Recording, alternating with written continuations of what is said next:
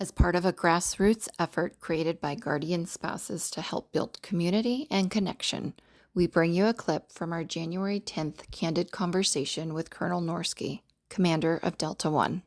Hey, Sammy, can you hear me okay? Yes, sir.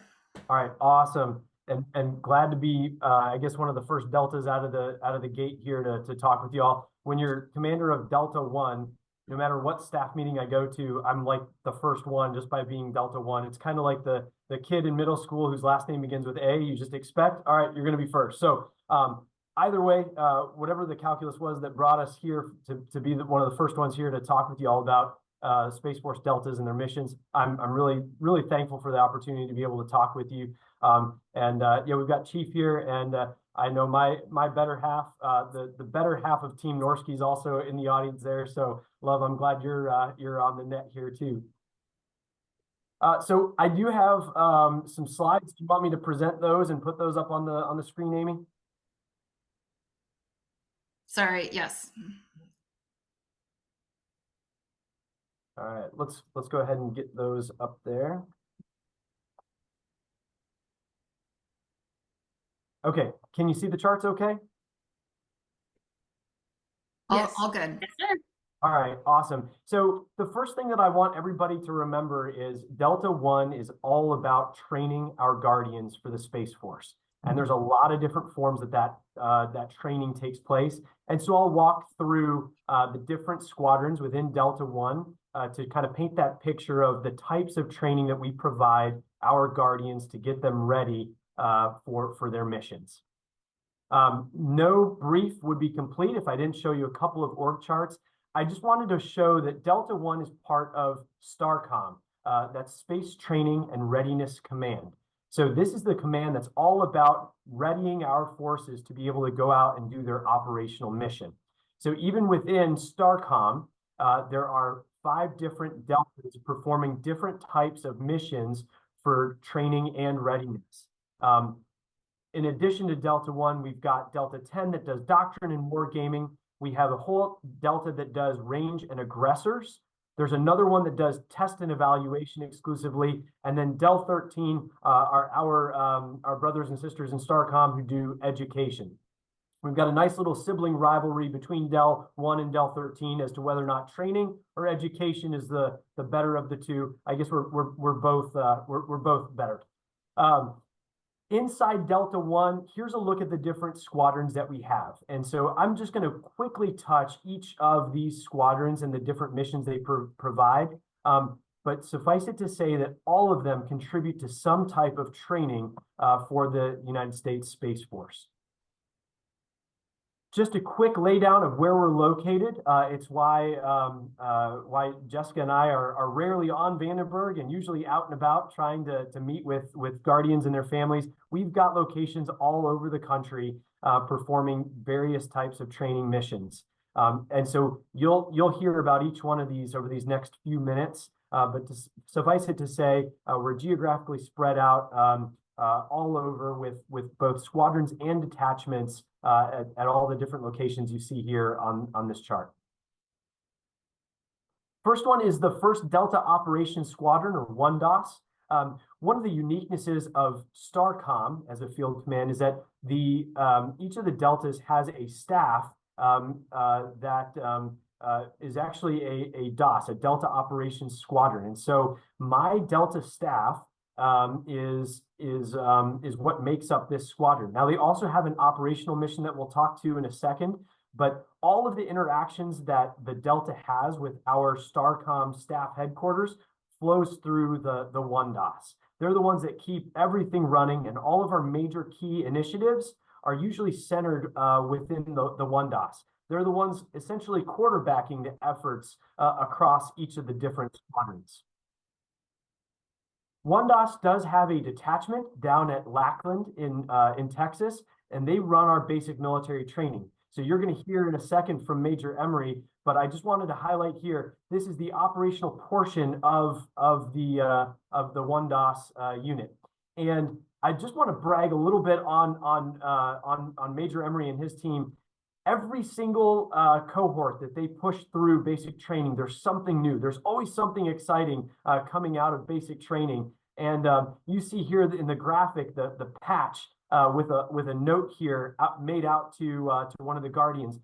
They do things that like patching, offering a patch off of their arm to a new Guardian as a way of forming a connection with some of our newest members. And I won't issue any spoilers because I know Major Emery is going to talk about some of their latest efforts. But they're not just bringing in Guardians; they're also bringing in families, and I'm really proud of the work that they do. The 533rd Training Squadron is where a lot of our initial space operators first get some of that training. So after they're done with basic training at Texas, they go to one of 3 different locations to do more of their specialized training. And so at the 533rd Training Squadron, our Guardians are going to train on space operations, cyber operations, or intel. And so you'll find they have different detachments, and I'll talk to those in a second. But here on Vandenberg, the main squadron of the 533rd provides that next level of training specific to becoming a satellite operator, a space operator in the United States Space Force. It's also here at Vandenberg in the 533rd that our officers and our enlisted Guardians have their very first professional interactions together in the service.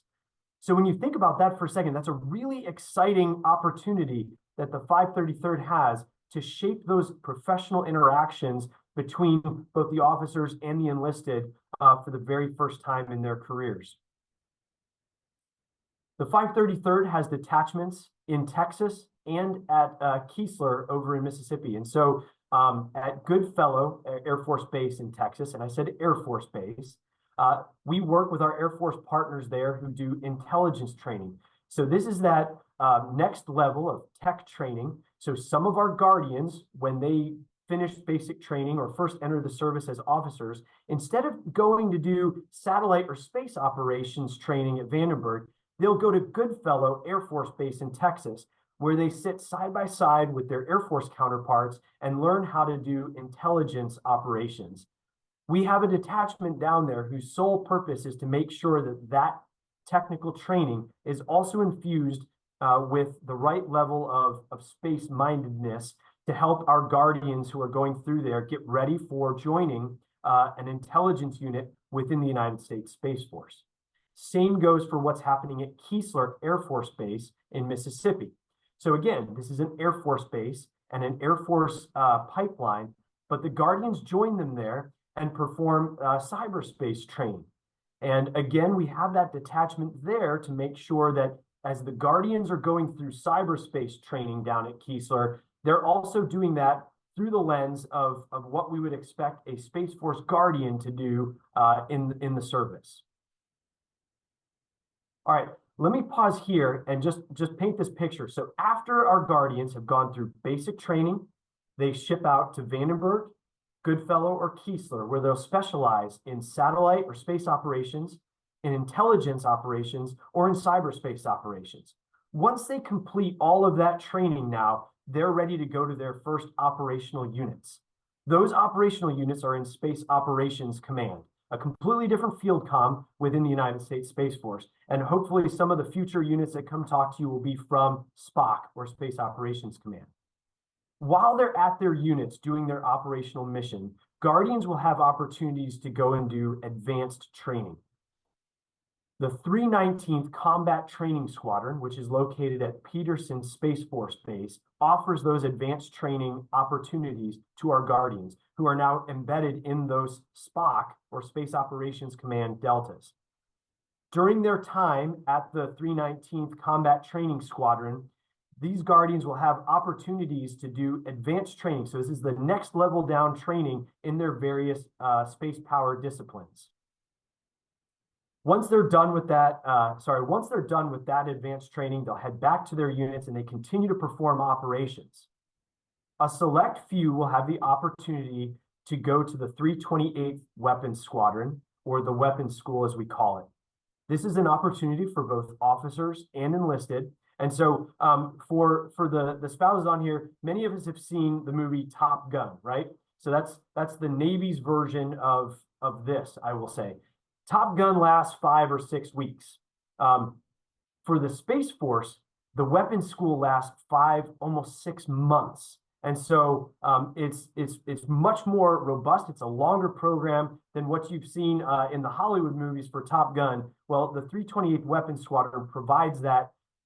It's as you see on the slide here, technically relevant advanced training, and they produce instructors. So whereas the previous squadron that I told you about gives you some instruction on advanced training and they provide those advanced training opportunities, the weapons school produces officers and enlisted members who go out and then teach out in the fields. They're there to teach advanced concepts to our forces and to make them that much better at their jobs. Again, this is an opportunity that's offered to both officers and enlisted who have shown that they're ready for that type of 5 to 6 month long challenge of opportunities. The last is the 392nd Combat Training Squadron. And so occasionally throughout a Guardian's career, they'll have the opportunity to participate in different types of exercises. And so I've put on here different types of events that they'll be able to participate in. So some of you may have heard of exercises like Space Flag. It's an opportunity for Guardians from around the Space Force in different areas of operations, whether that's ops, cyber, or intel, to come together and work through really tough scenarios over the period of a week or two. And then they go back to their unit after experiencing these types of exercises. It's a great way for the units of the Space Force to try out new tactics, techniques, and procedures. It's also a way for units to be able to assess how ready they are for real world operations in the Space Force. All right, I just wanted to point out here, Delta One by the numbers, we've got hundreds of enlisted and officers coming through the Delta every single year. And so when we take a step back in Delta One, it's incredible to note that our entire service flows through Delta One on its way to its operational mission. And then they come back to Delta One several times during their career to be able to have advanced training opportunities, exercises, and like I pointed out, an opportunity on occasion to attend the weapons school. We think of this through the lens of the continuum of training.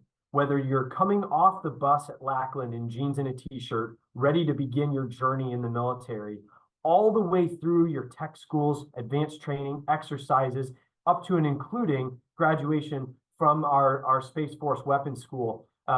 This robust training and this continuum of training has a place for every Guardian in our service at different stages of their career. Let me pause here and see if there's any questions that I can field in the couple of minutes I might have left.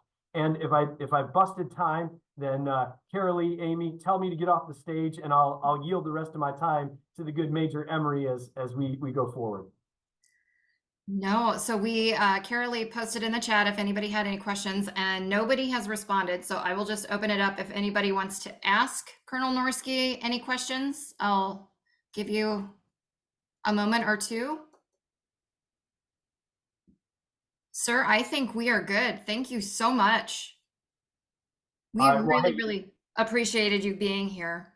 Well, thanks so much for having me. It's really important to me and also to Jessica, my better half, that we include families along this journey. And I can't stress that enough. Every single one of the Guardians in uniform, whether they're doing ops or they're in training, they can't do it without the support of the families. And I love that you all are doing this grassroots effort to bring some awareness of these missions to our family members. So thanks again for what you do, not just here to bring awareness, but thanks for all the support you provide for our military members in ops and in training around the Space Force. It's our pleasure. I think that goes for the three of us. So thank you.